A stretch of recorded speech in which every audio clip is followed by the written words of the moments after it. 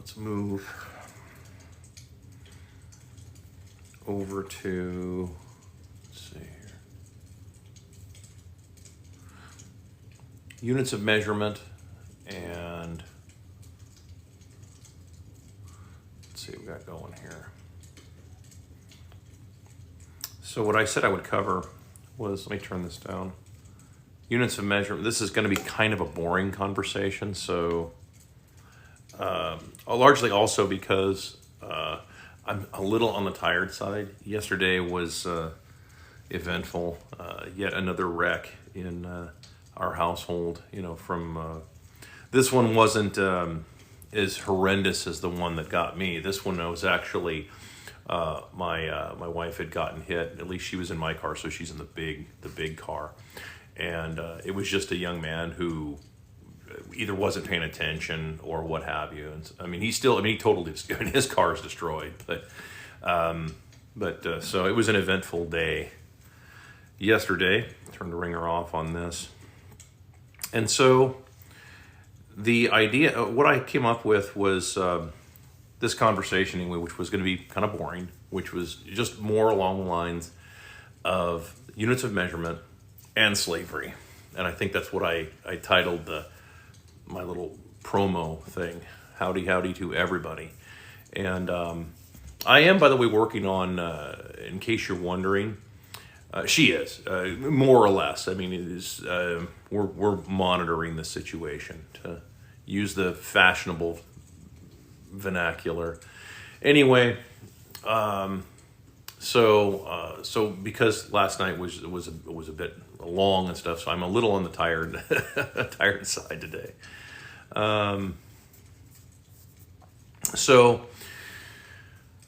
Okay. So anyway, this conversation will be a little bit boring. It's not going to be as up. You know, we'll see how it goes. I'll do what I can, and I'll go through and answer questions as I can. Keep in mind that my I don't have a moderator yet. It's actually in the works. I'm going to try and work on having maybe somebody help moderate some of this stuff, just because it'll make it a little easier on me, so I don't lose people, because I lose too many folks, I think. And I try to respond if I can, but I'm not, like I said, I mean, this isn't a full-time business for me. So this is just me. Frankly, I was stunned that I had more than 50 people that wanted to follow me for anything on the site formerly known as Bird Site. I started an account.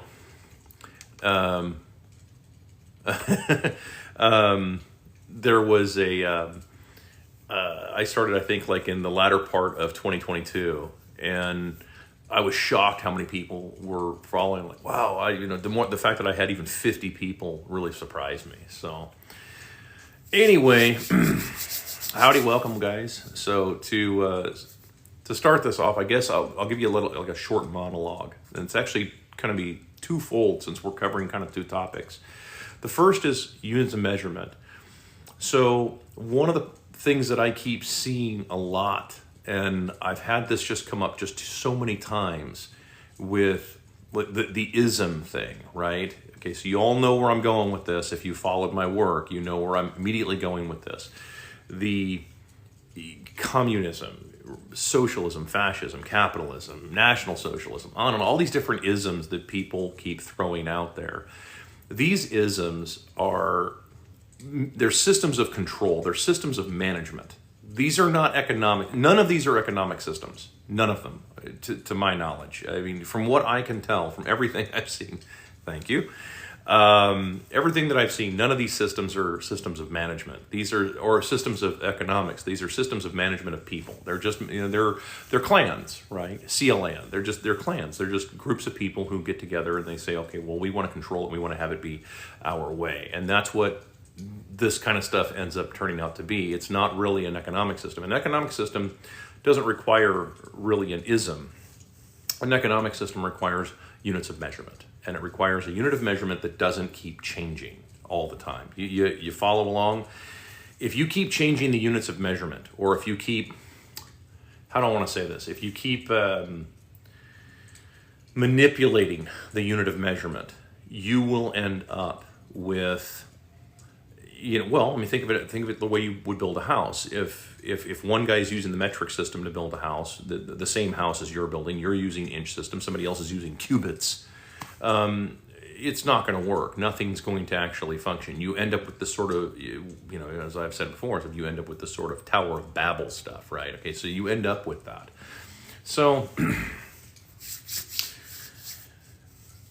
when you have accurate units of measurement, the more accurate you are, and the more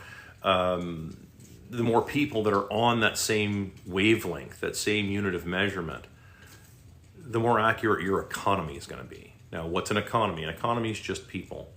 So I don't know why TikTok. I don't know why they does this. It sends me little notifications, of like, do this and try that. Dude, come on, it's distracting. Anyway, so when you have an accurate unit of measurement, particularly when you're talking about a monetary unit of measurement, okay, and people still use the dollar, for example, as a unit of measurement. The dollar is not a unit of measurement. The dollar is a scam. Thank you. It's cold out. It's colder out, so the warmer hats go on when it's a little colder outside. So howdy to everybody showing up. So anyway, like I said, this will be kind of a boring conversation. I don't expect to have a lot of people showing up for this one. This will be interesting. So, in fact, let me get my little piece of tape out here and cover that up because it's also distracting. So, I try to talk to, if I can, I'd like to try and talk to people as though they're just kind of hanging out here, right? As though you're just, I'm not in my garage right now just because there's not a lot of room right now. And plus I don't have my little pad to stand on. So, the more accurate your money is, the more likely it is that people aren't going to fade out, right? So we've seen this recently, and I don't know how many of you have seen this, but I've seen this just today, in fact. There's not as many people working anywhere, right? I mean, no company is hiring people anymore, and if they do hire somebody, they're having that person do the job of like 5 people, right? And it's like, oh, well, that's because nobody wants to work. No, nobody wants to work for free. That's all this comes down to. People, of course, people are going to work no matter what. You will always work, right? I mean, that's a fallacy to think otherwise. Anybody out there who thinks that you're going to just get out of life, your responsibility here on this planet and say, oh, okay, well, I don't have to work, I don't have to do anything, unless your parents, unless you're born rich and your parents just sort of gave you everything, or unless you won a lottery or you got some kind of, I don't know. I mean, I don't know. You won big at a casino or something like that. You can say, well, because there's the people out there that say, well, what about the people who do the hard work or do hard work and then they become successful? Like the problem with that is that what about the people who did hard work as well who didn't become successful? That's always been the challenge that I've had with that idea, especially when you're telling young people nowadays. I mean, like I see these people all the time that say, you scroll TikTok long enough, you'll see some 20-something saying, hey, I was told to go to college and I did it, and I was told to get really good grades, so I got a 4.0, and then I got out and everything is totally bass-ackward from what they said it was going to be. Well, yeah, it's because it's a lie. Okay, it was now it may not be an intentional lie, but it's a lie nonetheless. So anyway, no, people don't want to work for free. That's usually how that kind of thing works. Oh, let me come back. Let me actually pin that right quick.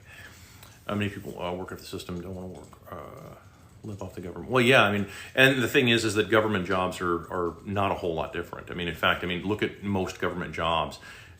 Government jobs are kind of no different than that. They are set up to, you just have to show up. In a lot of cases, there's no real like how do you prove that you? It's sort of like if you're a cop, how do you prove that you're doing your job, right? Oh, you have to make all these busts. Well, okay, so then that you're incentivized to try and make everybody a criminal, people who are not criminals, right? We'll come back to that at some point later in the conversation because I have a couple of words that I want to say on that issue too, but. suffice it to say, yeah, people don't like working for free. That's just kind of how it works. So, and when your currency breaks down, your division of labor breaks down. When your division of labor breaks down, your society as a whole is basically gone. And that's where you're seeing a lot of these companies. As you all see this too. You go into a store or something like that, and you see that there's 1 or 2 people working, and there should be 10. Right, because there's lines, there's people backed up. Nobody knows where to find anything. You ask a question, nobody has an answer to it. Happens all the time. So, yeah. All that said, that's it's because your currency breaking down. So the way that you would not have your currency break down is you would want to have accurate unit of measurement. Dollar is not an accurate unit of measurement. It just isn't. Nor are any of these fiat currencies. None of these are accurate units of measurement because they're manipulated by the different countries, because they're all trying to make sure that they're getting the best deal for themselves. And unfortunately, nobody holds the bankers responsible for any of this. They just, they go back and forth between, it's the fault of big government or it's the fault of big corporations. Well, you're both right. But who funds big government and big corporations? There's always someone at the top, and it's usually the people that are printing the money and then controlling the so-called subjective values, okay, the trade values of these currencies. That's how it works. So that's the first part of that. The next part is something that I wanted to posit this question, or I wanted this scenario to a lot of folks out there, because Hollywood, unfortunately, has done this very good job of portraying slavery as particularly in the U.S., right? It's always a black-white thing. Slavery is a lot older than the U.S., and I get the feeling that there's a lot of folks who don't quite make that connection, that's been around for as long as people have been around. It is not a new idea, and it's certainly not invented by the West. This has been a thing for as long as people have been on the planet. As soon as someone figured that they could threaten somebody and get them to do some or scam them into doing a bunch of work for them, and then not pay for it, right? As soon as someone figured out they could do something like that, that's the nascent beginning of the idea behind what we would think of as slavery. But I wanted to give you this story, and I want you to think about it. Whoever you are, I want you to just take a minute to think about this story as it unfolds. Let's say that you're super duper rich. You're like this crazy, you're like the richest person in the world, the richest man, richest woman in the entire world. And this is a fictional reality. So we're not going to use this reality, although there are still slave markets in not in the US, but in other parts of the world. Those things do exist, I think, in, where is it? Libya, I think. Yeah. I mean, there's still, those kinds of things do exist. But let's just say that you're super duper rich and you're on vacation somewhere into some foreign land, and you happen across some open air slave market where you're seeing slaves being bought and sold. Now, what would any normal person who, particularly if you follow anything that I'm talking, what would you do? You would be immediately appalled, right? We all would. Everybody would, no matter, and it doesn't make any difference whether they're black or white. That means nothing. None of that means anything. We would be, generally speaking, appalled at this, and we would go, dude, this ain't it. Man, we should not be doing something like this. People in general shouldn't be behaving like this, right? We would think that, because this is how we think, right? This is how all of us think about it. We're like, man, that would be really horrible. But keep in mind, you're super duper rich. So let's say that there's maybe 200 people that are being put up for sale, okay, by somebody. So what would you do? And keep in mind, so let's walk through a few scenarios. Before you start typing, let's walk through a few scenarios. You could easily buy them all up. That's true, right? Because you're super duper rich. You could easily buy them all up. And then the idea is that, I could just buy them and then set them free again. Right? Then they would be free. Well, okay, yes, but they're free back in the land that you bought them, which means that they run the risk of being caught and then resold to somebody else later on. All you did was just enrich whoever the slavers were. You subsidized their behavior, which means you're going to get more of it, right? Because every time you subsidize a behavior, you get more of that exact same behavior, okay?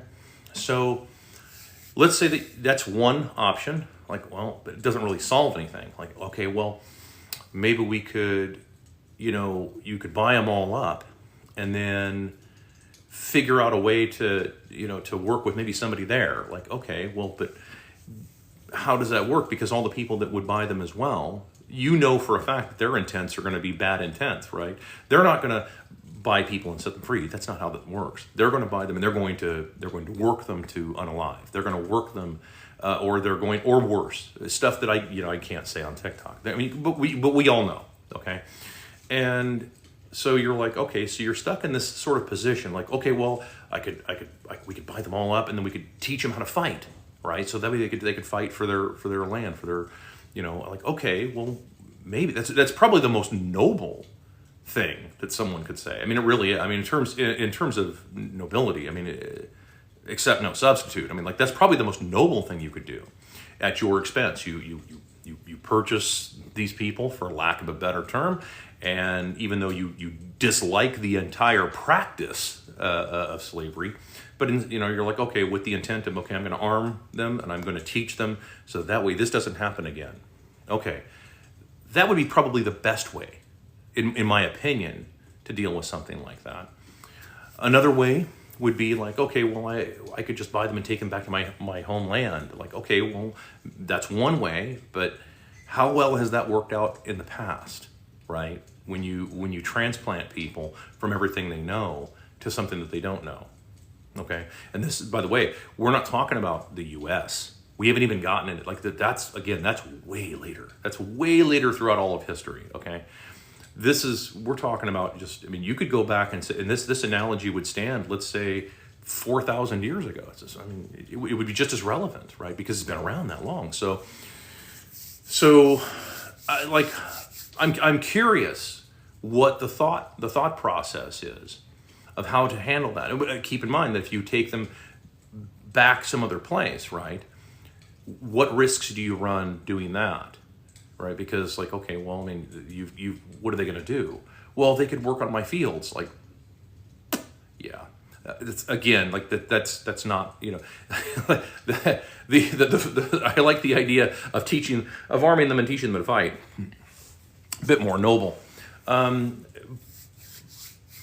But there's no guarantee of victory, is there, right? So I mean, like, this is one of these problems that isn't really talked about like this.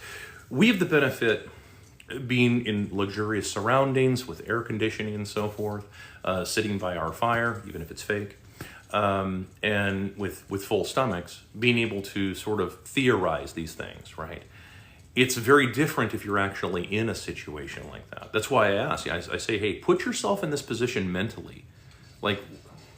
Like for real, like, how would you think about handling something like this? Because it isn't a simple answer. It's not. Anybody saying, oh, it's real simple, like, it's not as simple as you think, right? I mean, especially, what if they don't know how to read? What if they don't know how to do any basic math? Okay, so now you have that task as well on top of that, to teach people how to read, how to do math, maybe they don't speak the language that you speak, so now you have a difficult time communicating. Like, do you see all the problems here? Like, this is one of these things that can spiral out of control very quickly, and at the end, you could end up saying, oh, well, it was all your fault that everything didn't work. You run that risk. Like, this is a serious problem, okay? And this is also basically, I'm also ignoring the idea of voluntary slavery.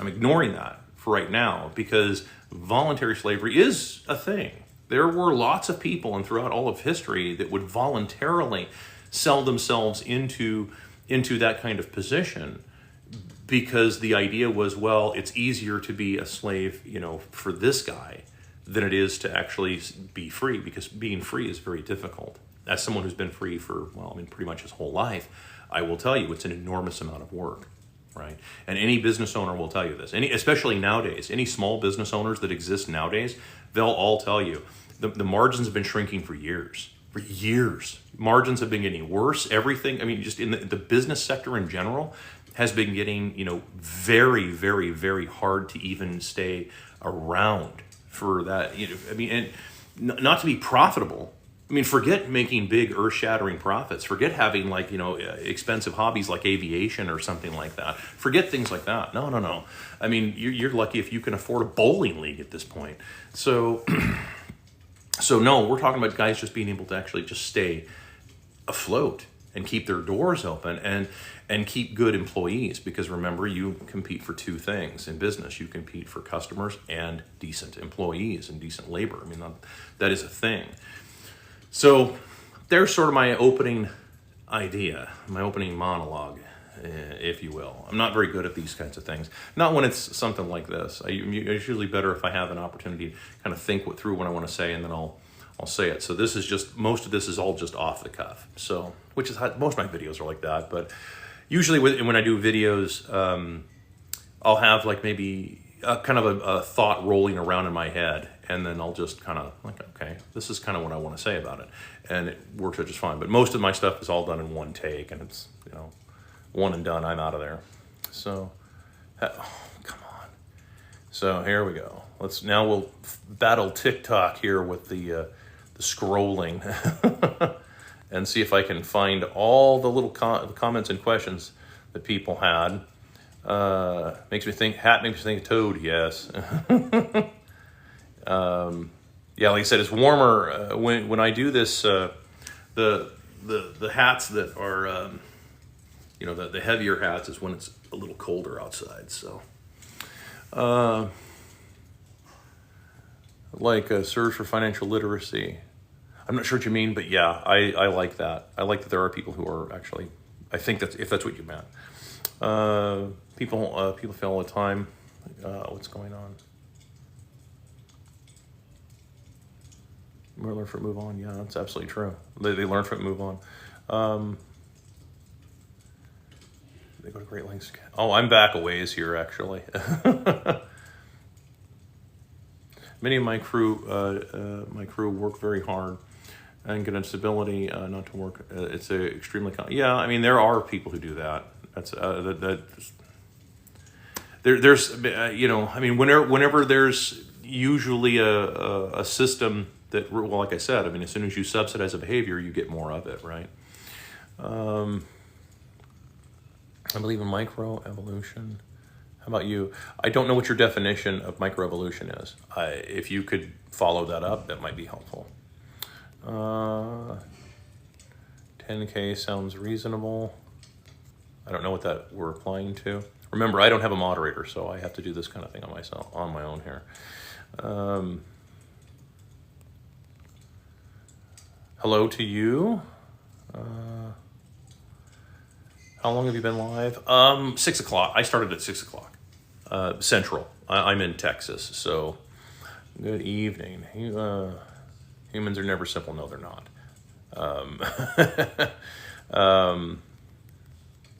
The root seems to always come down to corruption.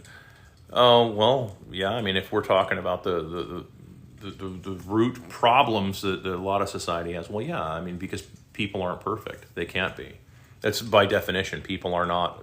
They're not able to be perfect. You can try to be good, whatever that means, But I don't think that you can actually. If you, it's sort of like, can you be trustworthy, right? I mean, love is more or less a byproduct of trust, and so can you be trustworthy? Well, indentured servants, yep, that's exactly right. It's what we have now. Actually, we have this sort of weird indentured servant. I'm glad you reminded me of this. There was a video I did about 4 or 5 days ago, where I saw this thing where they were talking about it was the college degree problem, right? So the college degree problem breaks down kind of like this. Hey, I'm an employer. Give me, and I want to hire people, right? And but I need to have people who are hugely in debt. That way they'll stay working for me. Because if they're not hugely in debt, then there is no reason for them to stay. And then along comes the corruption of academia. And academia at this point is completely worthless. I would avoid academia like the plague. Like all levels of academia. That includes, I would even go back to primary school too. I mean, if you're a kid and you're I don't know, age 8 or 10 or something like that, yeah, you should be leaving schools as quickly as possible. You should be cutting as many classes as possible. Draw a picture of something that they don't like. That way they'll expel you permanently. You should do everything within your power to get kicked out of school at this point. The schools are insanely toxic, and you are better off. You are better off selling drugs on a corner. You will get a better education from that than you will from any of these institutions anymore. I mean, keep in mind, remember, you're born a scientist, and you're born with common sense. Okay, you're born with that. These are things that you all know. Okay, all of the stuff that, most everything that I talk about, right? You know all this stuff. Everybody out there, you know all this stuff. It's in your mind. You know it instinctively. It takes vast amounts of effort to get from schools to get that out of your head and get you to believe something that isn't real, right? It's called manufactured consent, and yeah, so that's just how it works. So in the indentured servant problem, that's been the issue, is that, like, well, we need to get people more indentured, so we need to get them in debt, because that's how you enslave people. I mean, it really is. That's the modern way of going about it. So you just push this idea that, oh, well, hey, unless you have this very expensive $50,000, $150,000, $200,000 degree, then we're not even going to, then the HR department, which is the single most worthless department in all of corporate America, is the HR department. It's right up there with corporate communications. It's a completely worthless department. And all those people are told, no, only look for these people who have got basically huge amounts of debt. And like, oh, well, but they've got a degree. Like, they can train anybody to do any of this stuff, right? Like, like you guys who are younger, if anybody younger out there follows any of this stuff that I talk about, you realize they can train you to do just about anything.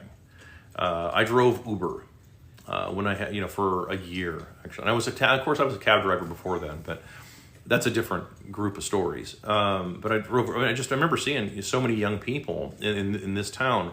They would be getting trained by their bosses, and they come in from out of town as you pick them at the airport, and you can hear the boss explaining everything to them. And this is someone who probably has, $200,000 worth of student loans, and he still has to be trained on something that, like, I'm overhearing this, right? I overhear the conversation, so it's like none of this stuff is particularly difficult to follow. And yet it's like, well, why wouldn't you just train this kid, out of 8th grade? Because, realistically, a 13, 14-year-old kid can figure this stuff out. You don't need to have any kind of plaques or degrees or certificates from any kind of university or academia to train somebody how to do this kind of stuff. Like, this is pretty simple stuff, but yeah, they need to have people constantly in debt. That's the trick, right? I mean, it's sort of like the airport Marriott guys, right? Like, oh, hey, I'll teach you how to become a millionaire. Now just give me $50,000, and then for my private coaching, and then I'm going to coach you to be a millionaire. And it's like, yeah, you're just going to tell them to go find 50 other suckers to give you 50 grand. I mean, that's all it is, man. Comfortable captivity, yeah. Most people do love that, and unfortunately, I mean, there's nothing, and I don't think there's anything you can do for them. Personally, I don't think that it can be. I don't think it can be fixed. I ask that question all the time. Can slaves not be slaves? And I'm having a hard time with it. I have a hard time believing that they can decide to just say, you know what, I don't want this any longer. It's sort of like the usury question, right? Somebody asked me about the usury question, and I said, well, like, if you have, the fastest way to stop usury is to stop borrowing. That is the quickest way to end usury. Although it's very difficult in a completely fiat garbage, clown world that we live in right now. So never apply free market principles to clown world. Clown world is not a free market. Unless you become a corporation and buy politician. Well, yeah, I mean, that's just it. And of course, you got to be able to, and then of course, if you get into a system like that, right, eventually they're going to find a way to control you, right? And then that's unfortunately how this works, because remember, I mean, the banks control it all, because the bankers, I mean, you'd have to look up, kind of the way that again, it's like stuff you can't even discuss. You can't even talk about it on TikTok, because the type of words you would have to use. Either I would have to use words that nobody knew, right? I mean, you'd have to have a thesaurus to look up everything I was talking about, or you're just not, or nobody would be able to follow it along, and it'd be 10 times more boring than I already am. So, but yeah, the bankers control all this stuff, just like. I've tried to point this out. Like, if you think that some multi-billionaire goes into a bank and then starts signing paperwork and all he has to do is just pay back the loan, no, you don't know how. Like, no. Yeah, there may be that contract that says, oh yeah, see, we loan a bunch of money and he's going to pay it back. It's the other contract that you don't know about. The secret contracts that are like, hey, we're going to do this deal with you, but you're going to sign this. And when we say jump, you're going to be in midair when we say it, and then say how high, and then and you're going to do our bidding, and you're certainly not going to bring up topics that we think are objectionable. We don't want you bringing up certain topics. That's it really is the case. That's why there was a First Amendment. Thank you, Grubby. Katie, yep, it's pretty. It was windy out there. Let's see here. Education right after high school is a racket. Yeah, it is, and I would go so far as to say that I think that actually even high school and probably even a good chunk of middle school at this point is really not even necessary anymore. For those who don't know my background, I don't usually go into this very often, but as far as the world's concerned, I have about a 6th grade education. As far as the world's concerned, if you were to look it up on paper, that's about what you're going to find. It's about 6th. Like, dude, you know what? I had no patience for it. I saw this stuff for a scam when I was in 3rd grade. I began to see this, and it was right when I started understanding what hypocrisy was. And as soon as I started understanding what hypocrisy was, pretty much every adult in my life lost all my respect. Because again, we're not talking about, as I mentioned on many occasions, we're not talking about you shouldn't smoke, kids. We're not talking about that kind of hypocrisy. That's a level of hypocrisy, but that's low level for frequency hypocrisy. The stuff that I started seeing was like terminal, okay, where it's like, dude, come on. You guys are crazy. What industry do you work in? I do a number of different things. I drive a big semi truck.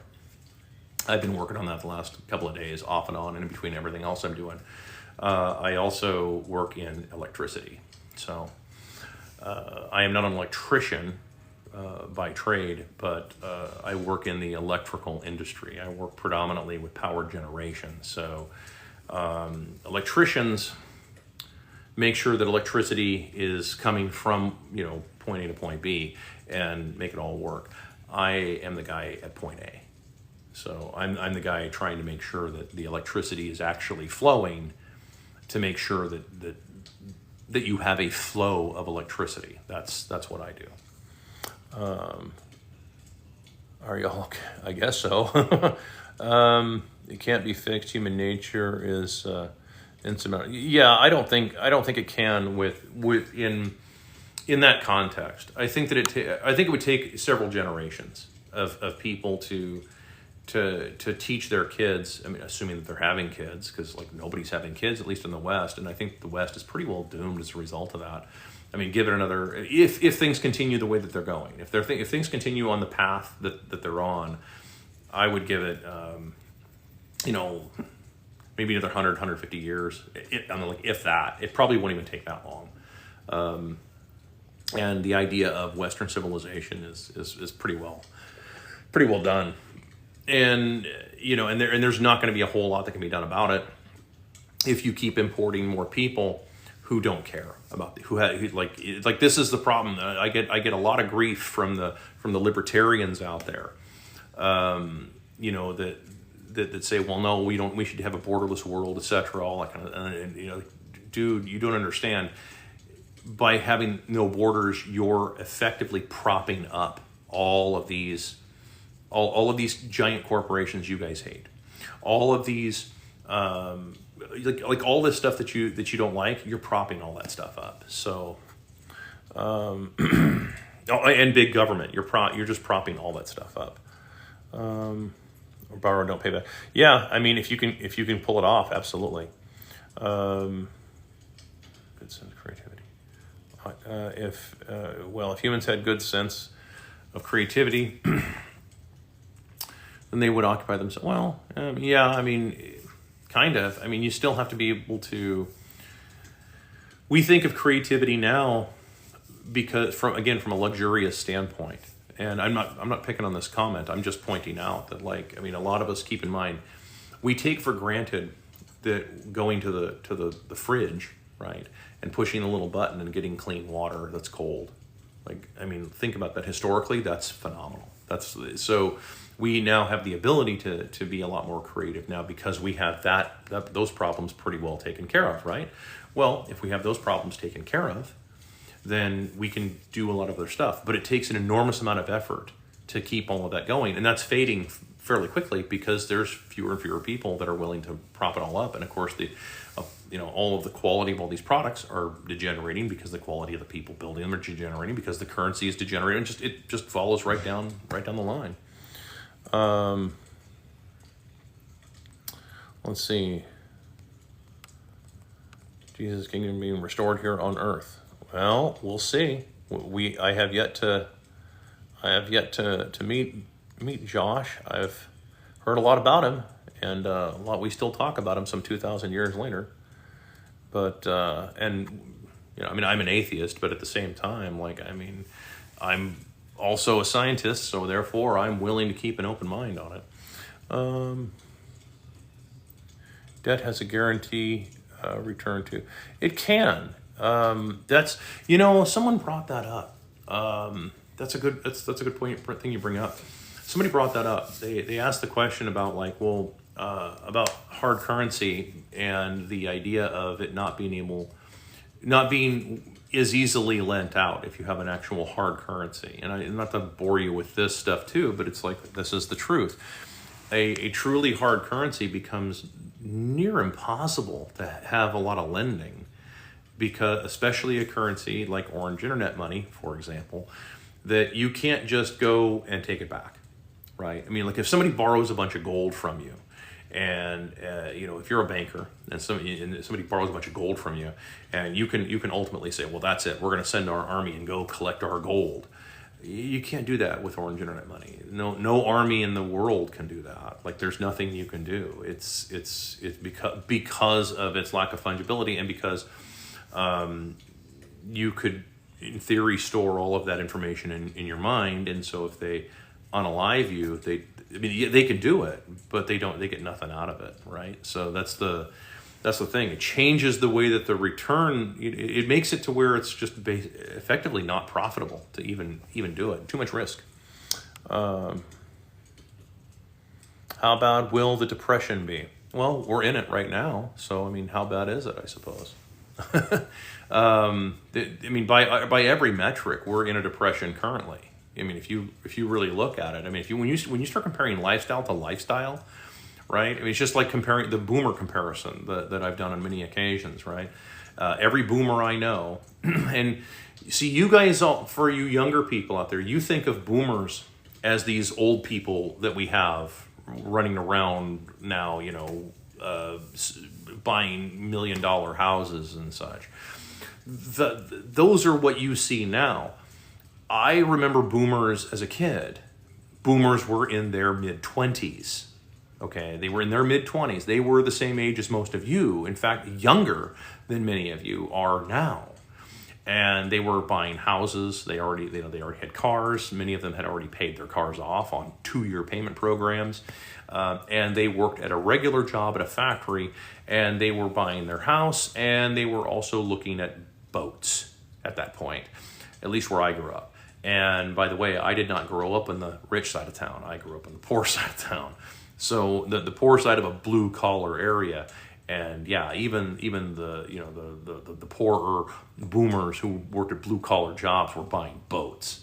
So if we, I guess I would start asking people like, well, so it's like, well, how's the depression going? Like, well, I mean, how's your boat doing? Yeah, like, what do you mean, what boat? Like, well, okay, well, how's your vacation cottage doing? What do you mean vacation cottage? Yeah, it's like, I mean, like, there's a total disconnect. Like, people don't understand. Like, they're just, it's really frustrating because, especially for boomers who teleport past all of this. right? If I talk to a boomer like this, they just teleport right past it. My dad's a perfect example of this. Just, right? I mean, it slides right past him because he can't take the time out and think about this stuff, because if he thinks about this stuff, then he's going to have to like go, oh yeah, hey, there's something very wrong. Of course there's something wrong. The currency's worthless. It's garbage. Your economy's falling apart. Yeah, and it's been done to prop you up so that your 401k still has some fake value in the stock market. Right? I mean, that's all it is. Just like I've been pointing out. I mean, you're going to see like record high stock market while everybody goes broke. But look at that stock market. Like that's so how bad is the depression going to be? Well, I mean, there's going to be a lot of people who get insanely rich, right? They're already super rich. They're already crazy rich. They could leave and go do whatever they want for the rest of their life and never even touch the principal on their money. But they're going to stick around and make everybody's life miserable because it's what they do. I mean, I don't know how else to say it, but that's the reality. I don't see a lot of these people stepping up and really, I don't see any of them hiring their own private armies to fight any of this, because most of them are too, they're too into it. So, and they make too much money off of it. I'm teaching about dark matter and the real universe. Rare to talk about it. Point of education is not primarily about teaching content.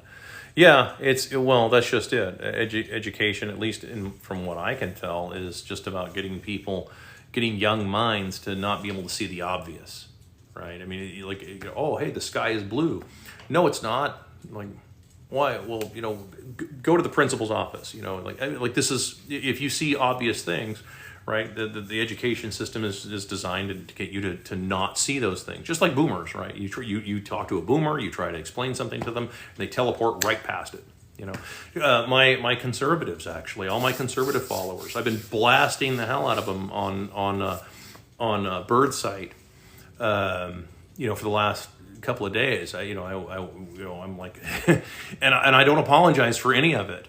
And the reason I don't is because, Trump is never going to end the ATF. Now he should. I mean, these guys are just like every not to just be hyper political about this, but let's be real here. We just went through all of this, and now we see that I guess we're going to fill the cabinet with the who's who of daytime television or something. This is ridiculous. But there's never going to be any of the ending of all these crazy agencies. It's just not going to happen, and it's so we'll see. But I'm not really hopeful on that. No, it's so that you can't. And if you talk to somebody about that, if I bring up the whole let's get rid of all these crazy gun control laws to conservatives, right? They immediately go, well, hold on, they didn't. That's just it. It's that comfortable slavery. Most of them love their comfortable slavery. It's really horrible. Come on. I hate this thing. Talking about TK through 12. You mean kindergarten through 12? Yeah, I mean, again, I'm of the mind that I don't think that's even anywhere close to necessary. Look up the 1912 8th grade equivalency test. There are graduate students who can't take that, who can't pass that test.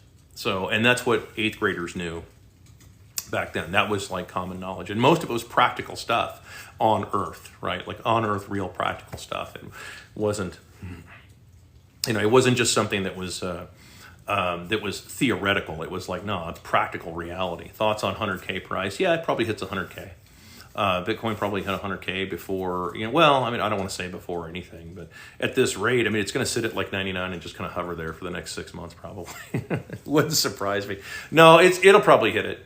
It probably will. And by the way, I meant to do a standalone video on this. I just didn't have time today. But I do want to point this out for anybody out there. If you want to talk about actual money issues, right? So in other words, everybody who's like come and go, you're going to miss the money aspect. So let me just talk to you about so here's your money shot, so to speak, okay? The fact that you have incoming administration that has said the words, we need to consider doing a strategic Bitcoin reserve. Strategic Bitcoin reserve, okay? Let me break that down in very simple terms, what that means. That means that they're suggesting, they're positing the idea that the United States is literally going to print dollars to buy Bitcoin. Okay? That is literally what that means. The US is hyper broke. The US is super duper hyper mega broke. Okay? Super duper broke. And in fact, the U.S. couldn't be broker than I guess it can be. Wait 5 minutes, and it'll be another whatever it is, $5 million broker. Actually, it's more than that. It's something like $10 million a minute or something like that. It's some crazy. It's just mind-boggling. The U.S. is the unfunded liabilities is just, what is it, $221 trillion, and that's the unfunded liabilities. That's on top of the debt. That's on top of the $36 trillion, and in another 90 days, it's going to be $37 trillion, and there's no ending any of that. And the incoming administration, when they do sign the inevitable omnibus spending bill that they're going to get, that Trump is eventually going to sign, it's going to be huge. It's probably going to be $5 trillion more dollars of debt, and there's no money for any of this. There is no money to pay any of this. There is no way mathematically to pay any of this back now. There just isn't. We're too far gone. We're past the point of no return on this mathematically. There is no paying any of this off now. This is straight default, and it's just a matter of how is it going to be defaulted on. So when you hear, the idea being floated by multiple sources, including the inbound administration, about, hey, we want to do maybe a strategic Bitcoin reserve, that literally means we should consider printing money from nothing, whole cloth, dollars, and then going out into the marketplace and then trying to buy it. Imagine the U.S. trying to buy 2 million Bitcoin. Imagine that for just a second here. That alone would send it to 500,000. That by itself, that would do it. Right? And you can say, well, look, the market cap. No. It goes beyond market cap because there's a bunch of people out there that won't sell. And then it'll also, if you've got a bunch of people, if they're telegraphing their punch, if they're telegraphing that they're going to do this huge purchase of whatever, right? What is everybody else going to do? Go buy it first, right? Because then they have to buy. This is just, it's amateur hour if you want to think of it in these terms. You normally wouldn't want to telegraph your punch like this, but in this case they are. So the 100,000 price, yeah, probably. I don't see any reason why it wouldn't. A lot of us have been talking about this for a long time, and 100,000 I don't think is really the big benchmark. It's a big benchmark because it starts flipping a lot of other investments in terms of market cap, but this is what that actually means. The bigger issue is the whole idea of and this is just this is me giving you no financial advice, but I'm telling you that if your sitting government is telling you they're about to possibly print a bunch of money from nothing in order to buy a finite item that cannot be printed from nothing, cannot be conjured from nothing, you should consider your investment portfolio. Does that make sense? Okay. I've saved money to go to college for a CS. I don't know what a CS is, sorry. I still think the structure of learning is worth it. Hey, maybe it is. I don't know. Maybe it depends. I suppose it depends on, it depends on what you're going for. But I don't know. I think the ROI isn't there. Think of it like this. If you have to get a loan for $50,000 to get a $30 an hour job, and then you've got to pay back you have to figure out what's something called the delta. Okay, you know how to do that? You figure out the delta on this. You say, okay, if I have to pay back with interest $50,000 over the course of X amount of time to get this degree, which gets me the job that I can make $30 an hour at, minus taxes and on and on. Okay, because remember, you got to use net. You can't use gross. You have to use net numbers. Okay, dude, I'm in business, man. I don't care what the gross is. Grosses can be off the charts. That's not what you go to the movies with. Okay, net is what you live on. So you figure your net income on that. Then you take out your payments and you figure out how much money you're actually making. How much is it worth the $50,000 worth of debt? to make this potential income? And then, of course, are you going into a field that could potentially, number one, either be, well, not automated, but automated, right? Automated, you have a whole border wide open, bringing in all kinds of automation right now. And I don't think that's going to go away anytime soon either.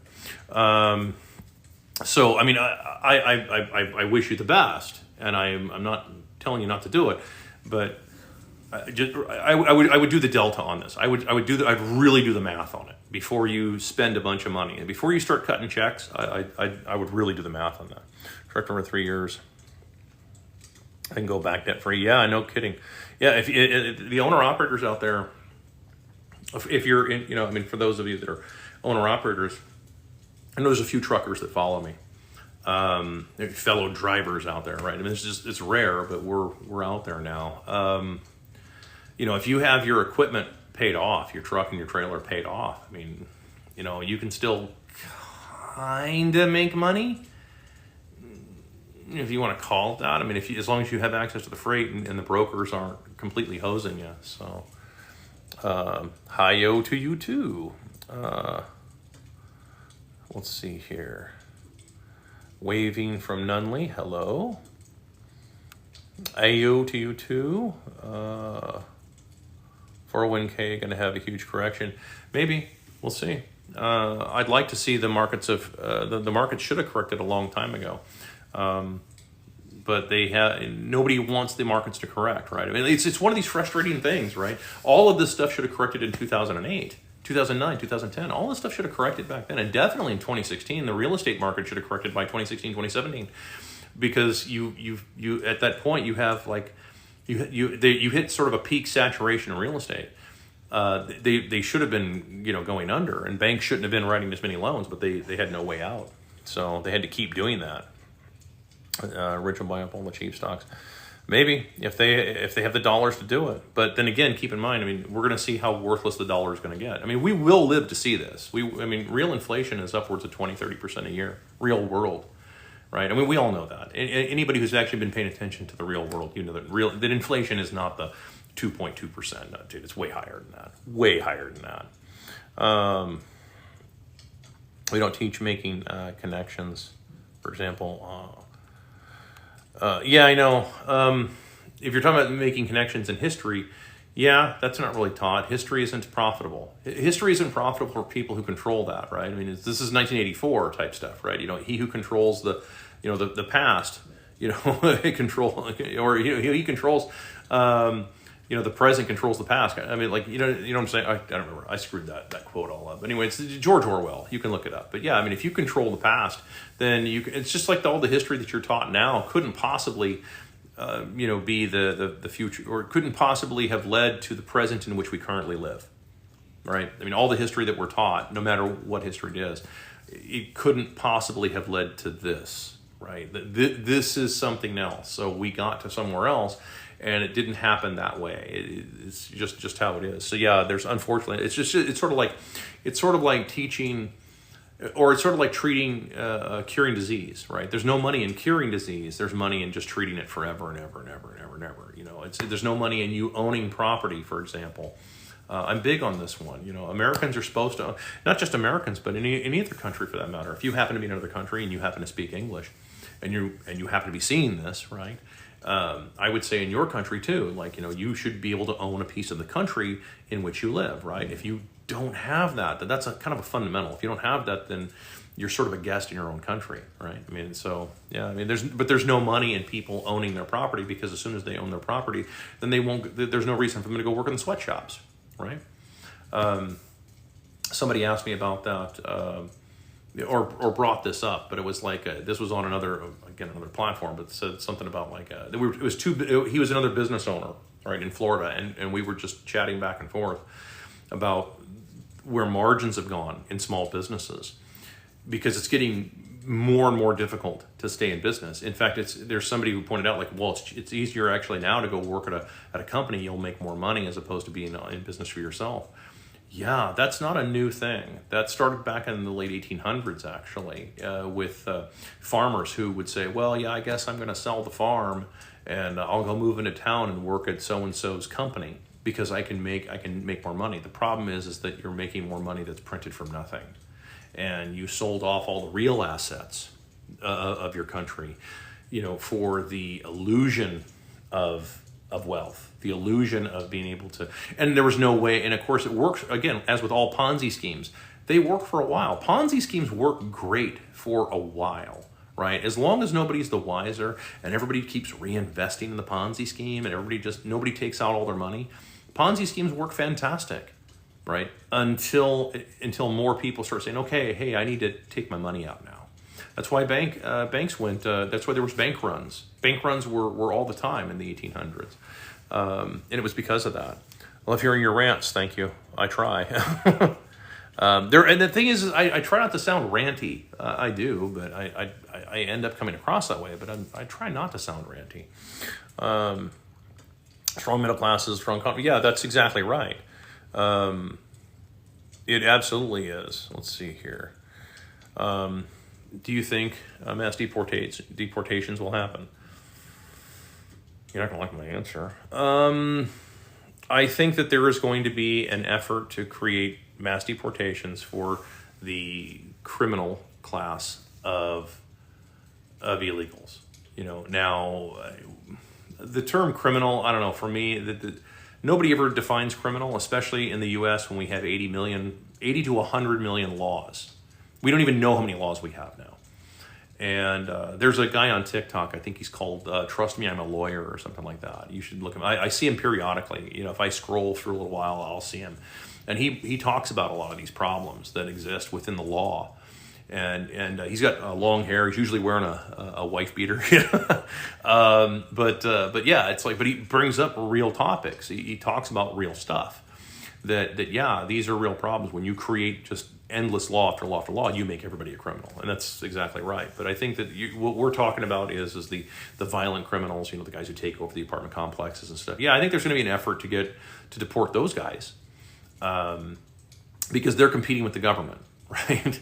Government doesn't like competition. They don't like, they want to hire the guys that are going to go in there and mass unalive your pets and arrest you and cause all kinds of chaos in people's life. They want to be able to control that directly. That's what they hire the police and military for. They look for the psychopath class, and that's what they put them in those jobs. But when it comes to the deportation of people who work, say, in a poultry processing plant, right? How many Americans want to work in a poultry processing plant, okay, or a meat packing plant? Actually, let's use meat packing. Meat packing is easier for me to say. There used to be a waiting list to get an interview to work at a meatpacking plant because it was such a good job, right? I mean, like if you worked at a meatpacking plant and you'd been there for like 5 or 6 years, you pretty much you could afford to buy, wave runners, boats, jet skis, second house. You could actually do quite well. That has all been put on with people who are here with work visas, and so that you're so-called asylum seekers. And they come across the border. Oh, hey, give me asylum. And oh, are you married? No. That woman that has 5 of my kids, those are she's just my girlfriend. So then she's able to get welfare subsidies. By the way, I know guys who've done this. I'm in South Texas, dude. I know people who've done this. Okay, I know them personally. I have spoken to them. So this is not conjecture on my part. This is I speak as firsthand witness to this. And then he's able to work for these really cheap wages because she's getting $50,000, $60,000, $70,000, $80,000 a year or more of all kinds of subsidies. So that is a direct. Remember, if your subsidies come in all different forms, and these companies have gotten very used to your point. They've gotten very used to very cheap labor that is unbelievably cheap, right? Because what would it cost? I'll ask the panel, the panel of viewers, however many there are, because I tape that over that. I don't want to see it. How much money would it take for you to work at a meatpacking plant? Right. You're going to do a cost benefit analysis, and in your mind, and you're going to go, okay, well, I'd have to make enough money to buy a house where the plant is. maybe, so where I only had maybe a 45-minute or maybe an hour commute, maybe shorter, I'm going to, want to be able to pay my bills. I'm going to want to be able to have, I don't know, let's say that you're a man, you're going to want to be able to have a family, you want to be able to pay for all that. Okay, so you're going to need $300,000 a year gross, and then take all the taxes and everything out. Okay, well, are the meat packing plants going to pay that when they're used to paying these guys, $12.50 an hour? No, they're not going to do that. That would send shockwaves through it. Now, again, for me, it's like your terms were acceptable. I hope that happens, and I absolutely hope that it does. If it sends food prices through the roof, that's fine. I'm okay with that. Not because I'm rich. I mean, hey, I'd be just as screwed as all of you. But thank you, Andy. But I'd like to see that I'd like to see the inflation break. It's sort of like waiting for the fever to break, right? And that's what you're after. Is you're trying to get a fever to break, and that's what it would take. So, do I think that the deportations will happen? I'd like to think so, but I don't think they're going to get rid of the cheap labor. I think too many Americans have this idea of, I want to be, think about it. How many people want to be a social media influencer, right? I don't do this for money, and I don't, hey, if you want to tip me, that's fine. You can certainly do so. But I don't do this really for the money. I do this just to try and bring some sanity back to the money aspect, okay? And do I think that they're going to try and want to get rid of the cheap labor? Nobody's panicking about it. Nobody on Wall Street's panicking, right? There's no big sell-offs in meatpacking companies. There's no big sell-offs in all these companies that are owned by BlackRock, Vanguard, State Street. There's no big sell-offs, right? There's nobody panicking. That's a signal to me that it's like, okay, well, they clearly got this in the bag. There's no sell-offs from all these companies that have all these rental properties, the mega landlords, right? The gigantic, the Uber landlord, the guys who have 15, 20, 30,000 doors. None of those guys are panicking. Now, if there was going to be truly mass deportations, where there's seriously going to be upwards between 20 and 50 million, because that's how much, it's huge. It's a huge number. It's way worse than what we've been hearing recently. They keep floating this idea of 11 to 20. No, it's much worse than that. Because this has been going on for some time now. And if all these mega landlords truly believed that there was going to be upwards of, roughly figure maybe a third to maybe even 2/3 in some areas, possibly even entire apartment complexes deported, they would be in panic mode right now. They would be freaking out. They would be going absolutely crazy right now if they thought that was going to happen. And yeah, hey, I'd love to see that happen, because I'd love to see it crush real estate right into the dirt where it should be, because utility values have been so insanely inflated in this country. To the point where you've got young people, 3 generations of people who are trying to figure out, hey, when can I afford to buy one of these houses? Just today, I look at a house across the street from one of my customers, and she was telling me, she's, oh yeah, they wanted $1 million too. And I'm looking at this, I'm like, dude, who is paying for this kind of stuff? Who is buying these? And this is serious. This wasn't a 6,000 square foot, come on, stop that. There we go. Thank you. This wasn't some 6,000 square foot, McMansion. This is like a 1,800 square foot house that they're wanting $1 million too. Come on, man, just ridiculous. So yeah, I'd love to see all that stuff happen. I'd love to see that the real estate market actually correct. I'd love to see the stock market drop about 30 to 35,000 points where it belongs. Not this hyperinflated nonsense. History is written by the victors. Yes, it certainly is. He's not going to end the ATF. Yeah, he's not. I don't buy that for a second. I've been picking on him. I've been picking on my conservatives with this. I think that there's a lot of guys who drank the Kool-Aid on this, and it's no, you should have. And that's my problem, is that with the conservatives on this, why didn't you guys hold out? It's sort of like, you got to know when to hold them, and you got to know when to fold them, know when to walk away. Like there's a whole song about that, right? And like conservatives, for whatever reason, just don't know how to have a poker face. They don't know how to just say, dude, I'm not voting for you until you agree to do this. And I mean it. I will go vote for Mickey Mouse. I will do nothing. I will write in something else. I will write in Ted Kaczynski's corpse. I'll write in Randy Weaver. I'll write in David Koresh. I'll write in whatever. But I'm not voting for you unless you agree to actually get rid of every single gun law that's out there.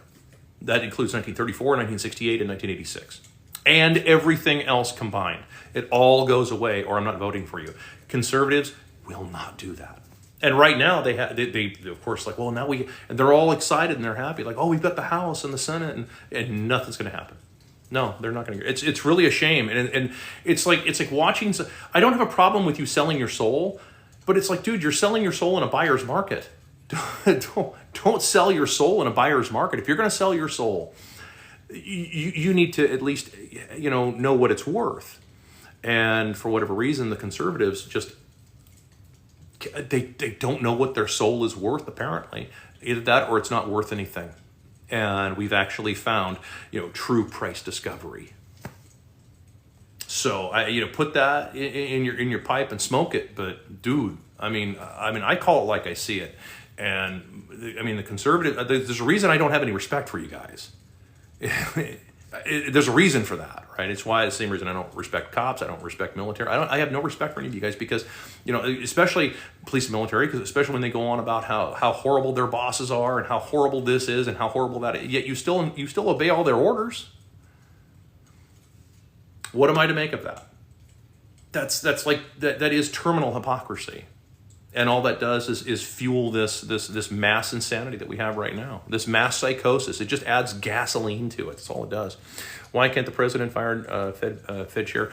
Well, I mean, because the Fed isn't really technically part of government. I mean, it's a private bank. It's a cartel arrangement. It's owned by the mysterious cloaked figures. In the Stanley Kubrick Eyes Wide Shut. I mean, that's who owns all that. So. I'm not to invoke Kubrick, but I mean, like, dude, I mean, it's kind of the truth. I mean, I don't think it's quite as dramatic as all that, but I mean, like, there's definitely something there to be said about that. Bitcoin to correct to 40K. Good luck with that. I mean, hey, if it does, it does. I mean, I personally will be a heavy buyer at that point because I'll be like, oh my gosh, I have an opportunity, but. As far as the idea of somebody trying to take profits and then buy back in, that's a pretty big risk right now, because there's enough people that on the back end of that that are going to be seeing that as a strong buy.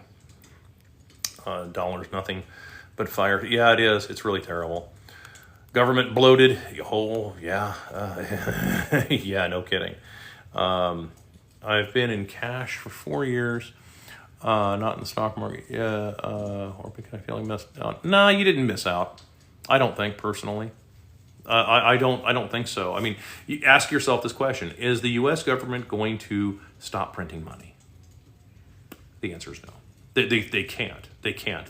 In fact, I would go so far as to suggest that the incoming administration will probably be responsible during his 4 years for the biggest printing of dollars this world has probably ever. I mean, like, keep in mind, we have but to look at the first term. Like, what was it? What were the numbers? Something like $9 trillion, followed by what's his name, the silver alert. Like, come on, man. No, they are not. To suggest that we think that no. They're not going. You didn't miss anything. They're not going to stop printing dollars. It's never going to happen. They are going to have to keep printing dollars. In fact, all governments are having this problem. Russia's having this problem. China's having this problem. India's having this problem. I mean, that's why nobody believes the BRICS thing, right? Like, oh, they're going to have a BRICS thing. Like, dude, they abandoned the gold. BRICS were threatening to. For those of you that my BRICS people, they were threatening to do the gold-backed BRICS dollar. And everybody was like, oh my God, this is going to be and they abandoned that immediately and said, no, we'll have to do a basket because we can't. Yeah, because they don't know how much gold they have. And a lot of these countries have found out that they don't have the gold. They seriously, you need to melt the gold down and find out if there's any impurities in it. It's that bad because there is counterfeit gold. There have been tons of exposés done on this. And back in, 2009, there were tons of, China found all kinds of their gold bars, found out that they were tungsten. They were just tungsten covered in a thin veneer of gold. It's like this kind of stuff is, nobody really knows, and that's the problem. So saying that you're going to do gold backed, why don't you just go do a gold currency? I'm down for whatever, man. If you want to do, if people want to do a gold, actual physical gold currency, I'm all about that. I can do that. I'll carry a scale with me and everything, all that kind of stuff. It'll be like I was 19 again. I'll just have a gram scale with me, and that's just kind of the deal. So, but no, I don't think you missed out at all. Conditions are terrible for young people. Housing market, yeah, it's not broken. It's functioning exactly as it's supposed to.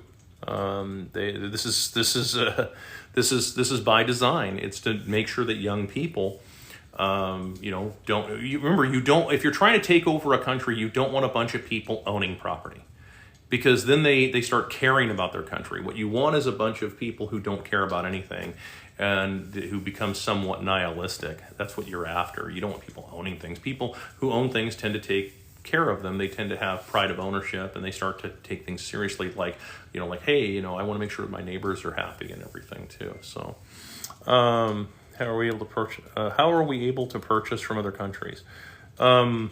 I assume your question means, are you talking about the dollar? A lot of countries have to first purchase dollars in order to purchase stuff from us, but we purchase things from other countries just by sending them dollars, right?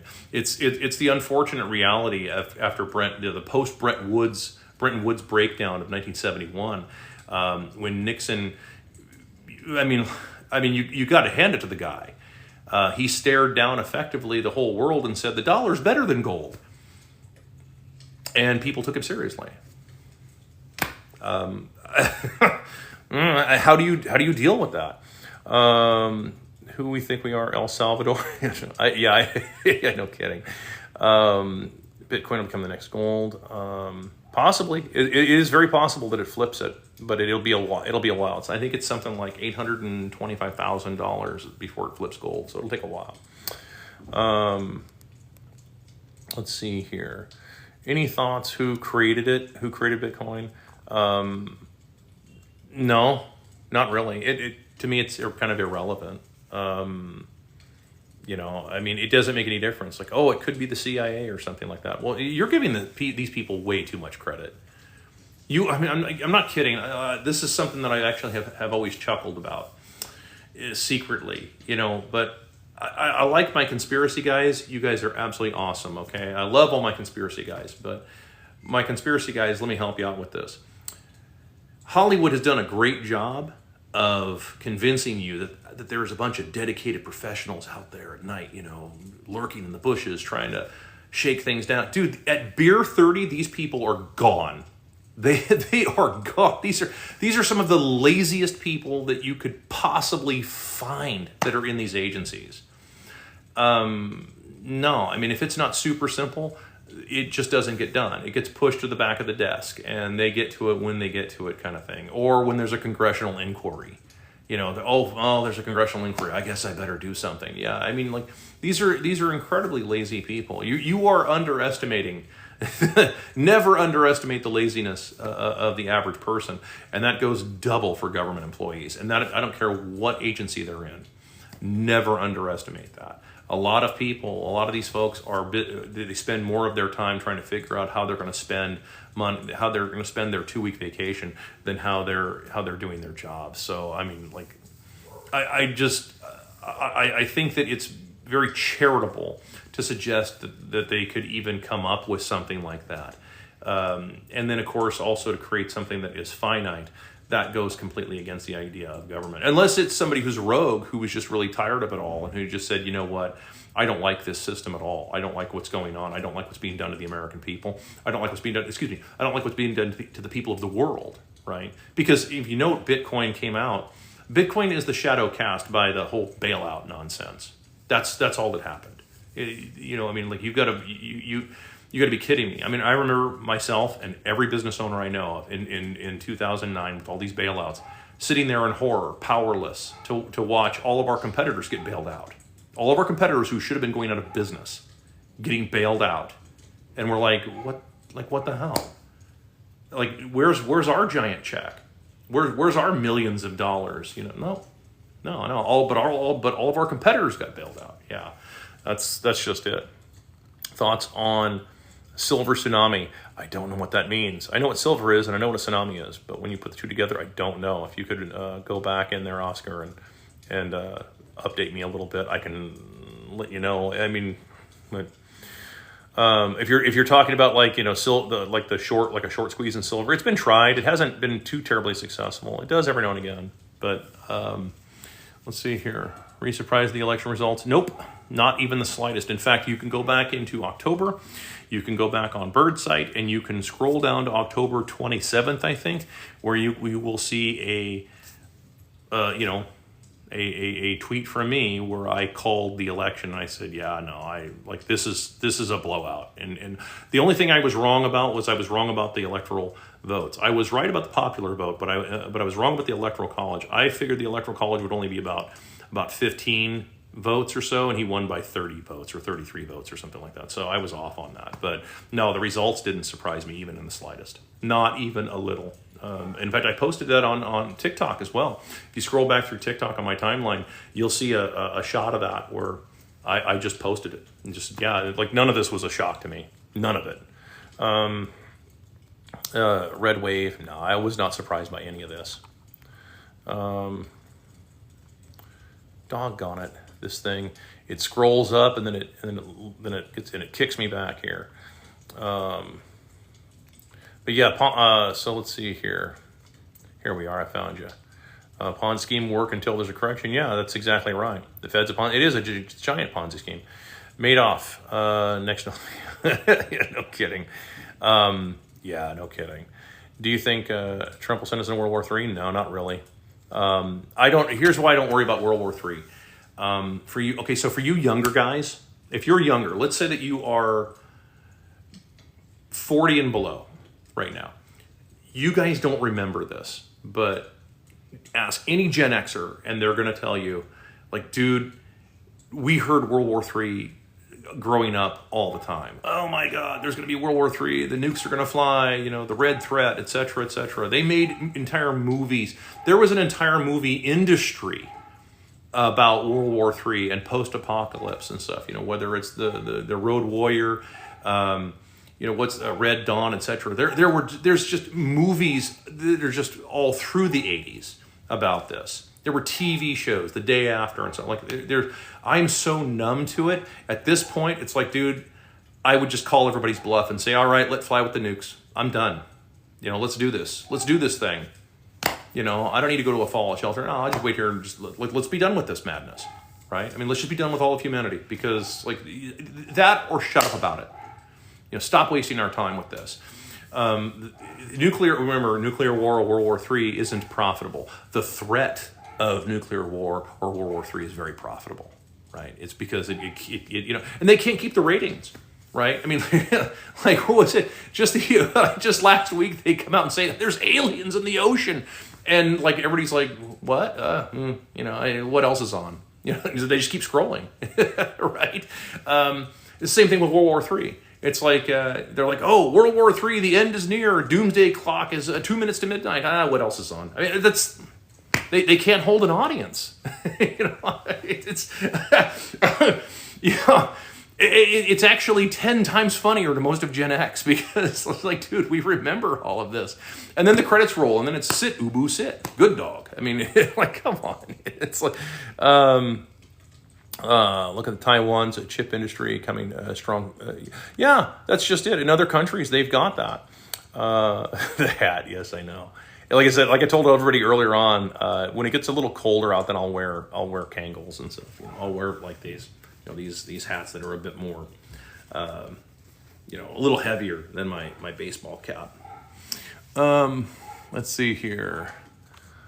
Love hearing him. I also think that into Kevin James. I don't know who Kevin James is. I'm sorry. I know Kevin Smith was, or is. He's still alive. The director of Clerks. I've been meatpacking for years. It's a mentality. Yeah, I could see that. Let's see, 30,000 a year, really? 90,000 a year, 35,000 a year. Current wages. Let's see here. Do a truck tour. Maybe.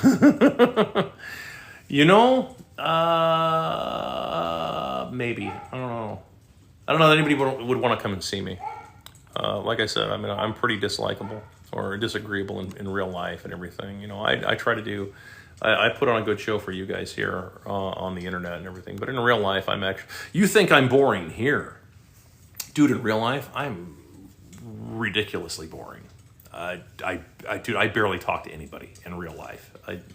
Just largely because I have too much other stuff to do. I'm too busy to do a lot of chit chat. So, cheap labor advantages. Yeah, exactly. Cheap labor advantages weak money. Yeah, exactly.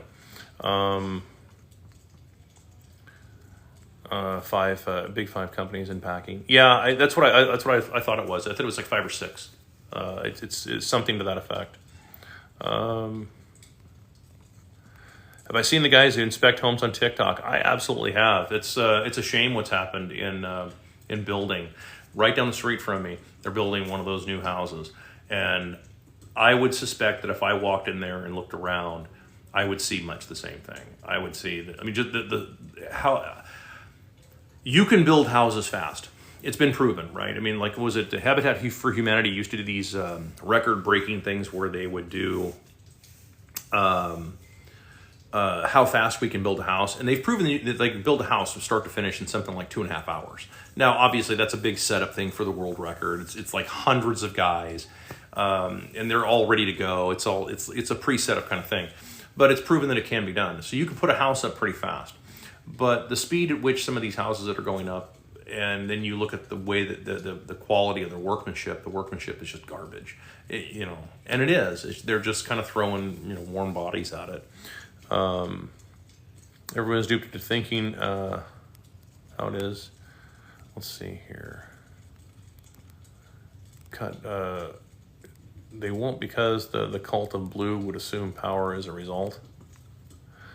The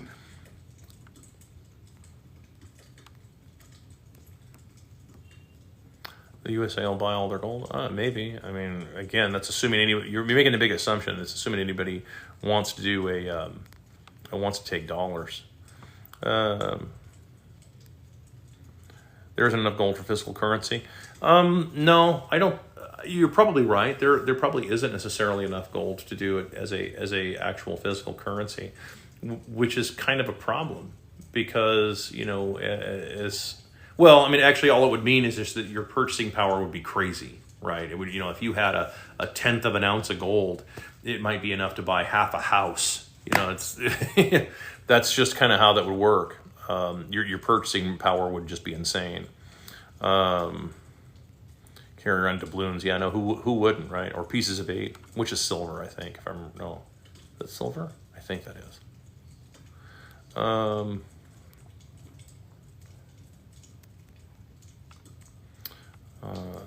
Dollars worthless. Yep. Let's see here. Bureaucratic. Hold on. I lost all my stuff again here. Anyway, I think some of these conversations, again, remember, I don't have anybody regulating this. I'll have to work on that. I'll work on that for next week. If I decide to do this next week, I kind of do these. I make my decision on a case-by-case basis as to whether or not I want to actually do it. But it'll always, if I do these, it's going to be usually Saturday at 6.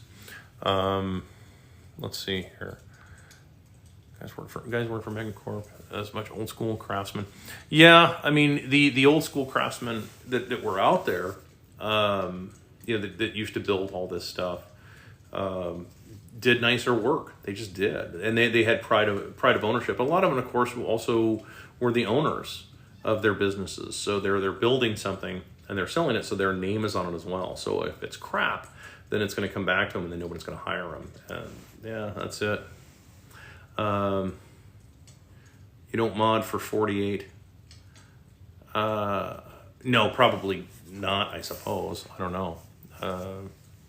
I don't know how many people are watching, so I tape over it. But it's usually not very many people. I don't have hundreds of people that follow me. So, yeah, like 39. So, but yeah, it doesn't surprise me. Do you believe believe individual ownership of housing? Hold on here. Do you believe individual ownership of housing and businesses will ever come back? Maybe. A lot up in the air. To be perfectly frank, there's a lot up in the air there. You're asking, do I think that the currency will come back? Also, do we think that the birth rates will come back? See, because birth rates are still declining in the West, and as that happens, there's less need for a lot. There's just less and less need for a lot of businesses that were built up. Think of it like this: let's say you have a business. And then there's, like I'll use a Peter Schiff analogy. Actually, this is a good analogy that I heard from Peter Schiff a long time ago. He used the circus example. You own a business, a restaurant, or something like that, and then the circus comes to town, and so then because you're really busy because of all this extra business while the circus is in town, you think, oh, this is going to be like this forever. So you knock out a wall and you take out a loan and you start building onto your restaurant to accommodate all these customers. So it's awesome, and then the circus leaves. And then you're stuck with all of this infrastructure, and you've got like 4 customers, right? You're right back to where you were before, and then you're worse off because now you have a bunch of debt and everything. And it's like, yeah, overall the West is in that position, and that's once again, this is why the mass importation of the insourcing of employees. That's why.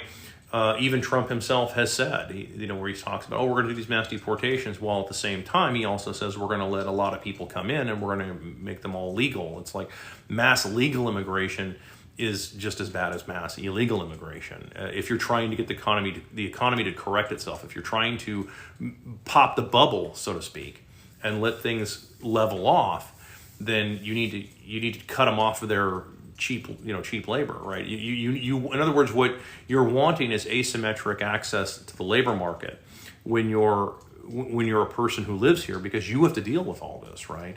And you're seeing your wages get continually cut and to prop this stuff up. So there's a lot going on with that. I'd like to see it. I'd like to think of it that people will, go back to a lot of ownership and what have you. But then again, also on top of that, there's this huge propaganda that gets pushed out there about, look at how high the taxes have gone, and oh my God, it's like, yeah, and those things have happened. Look at what's happened with insurance. Insurance has gone completely insane on houses. Homeowners insurance. Everybody I know, their homeowners insurance has not only gone up, maybe if it's gone up a third, is one of the lowest ends. I've heard it triple.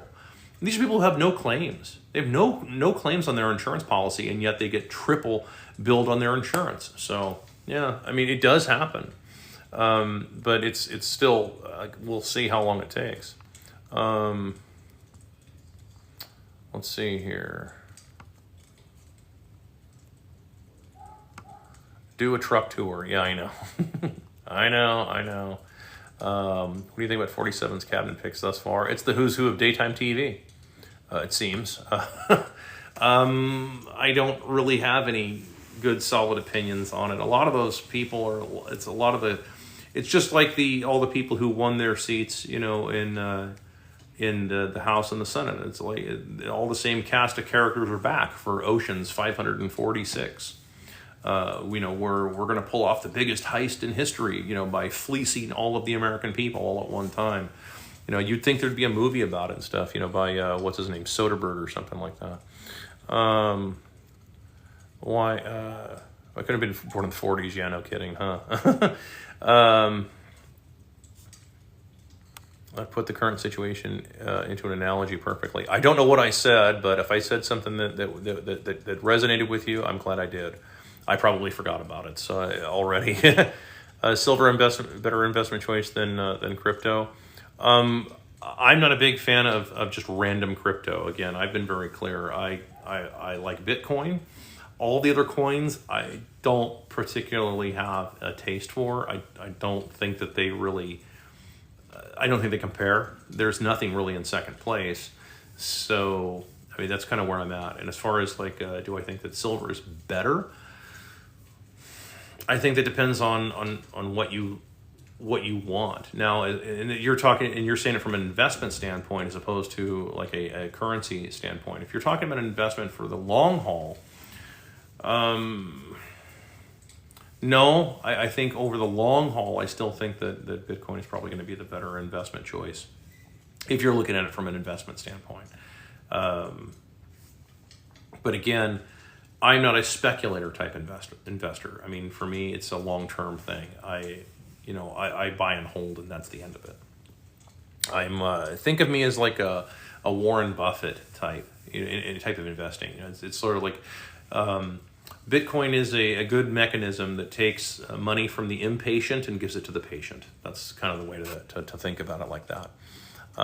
If you were 200K liquid, what would you buy? It depends. Well, in order to answer that question, I'm going to have to throw in a whole bunch of little disclaimers on that, but I don't know what the rest of your life is like, and without you sending some long story, don't do that. I'm just pointing out that I don't know what the rest of your life is like, but if you're like, well, hey, I don't want to hold on to dollars, then yeah, I mean, I can tell you that in my case personally, my savings portfolio, so not investment portfolio, my savings portfolio is right around in the neighborhood of 80%. So if that gives you any indication there. Let's see here. Speak to software engineers being speaking of software engineers being classified as manufacturers. I don't know enough about that story. If there's a news story, I don't know enough about it. So anyway, I'm at the 90-minute mark, and it's been nice having y'all and stuff for this conversation and stuff. Even though if it is kind of boring, if there's any last minute questions I can do, I'd be happy to try and handle them and everything. And otherwise, I'll probably hit a couple of videos and such. Keep in mind that I think that my account isn't seen by very many people. So just largely because, like I said, a lot of the topics that I cover aren't terribly interesting. Every now and again, I'll get one video or two videos here and there that'll go viral or something. But it is kind of rare for me that actually happens. I'm not sure where I would do a truck tour, just so you know. I do see you posting it, and I'm not sure where I would take a truck tour. I'm not sure where I would go, and do truck tour to show up.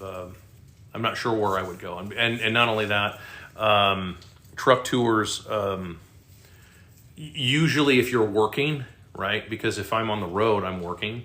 And usually your time isn't your own to that extent. You have to keep schedule on stuff because you may get to a place and then you get unloaded and so on, and then in order to get a load out, to get backhaul, you may have to go right then to go get that, and it throws off any type of scheduling outside of that. We like smart people like you. Well, thank you very much. You're one of the few. I'm worried about being so much in cash. Yeah, it is a problem. It is a problem. And that's why I gave you the answer I gave you. I can't tell you specific. I can't tell you what to do. I'm not giving you financial advice on this. I'm just telling you that in this case, it's something you really want to research on. Search every day. Yeah, I know. There's a few of you out there. There's a few guys, but in terms of the broader, overall market of people, it's not very many people. Have you spoken on tariffs yet? I did last week, actually. I talked about tariffs that I brought those up last week. If you go onto former Bird site and you kind of scroll down a little bit, I posted the video, and it's entirely whatever it was, an hour and a half long or something like that. Good to see you guys all too. I wish I had a teacher who just had classes like this late. Yeah, I know, huh? If only. So yeah, anyway, that's it for me, guys. If I'm back, I'll be back on Saturday, and we'll see you then. So take care. Good night.